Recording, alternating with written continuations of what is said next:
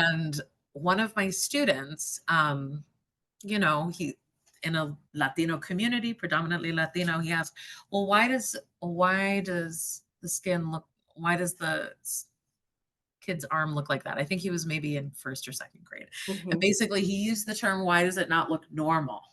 Mm. And I was like, "Oh, that's a really good question.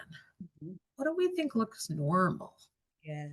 Um, but I felt in that moment, I was like, "Okay, I can't have a big reaction here because he's asking a genuine question Mhm. and it's coming from his limited experience, and kind of allowing it to be kind of a learning moment where we all looked around at each other, or we ended up doing, I think it was the next week, we did an activity on the colors of us, Mm. and I brought in my colors of the world crayons and mentioned, like, you know, our skin color is kind of all around the same, but some people have skin color that looks like this. They just might not be in our classroom right now.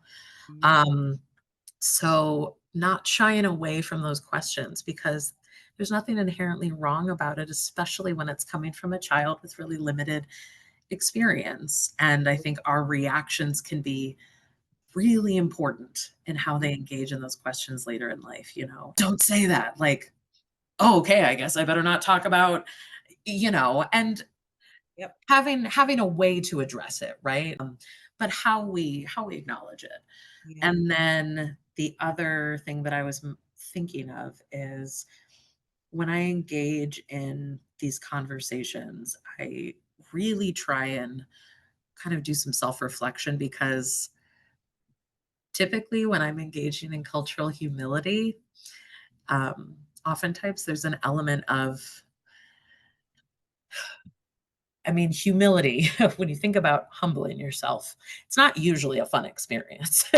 Typically, it's admitting shortcoming, but also it's like right on the cusp of growth and that personal growth.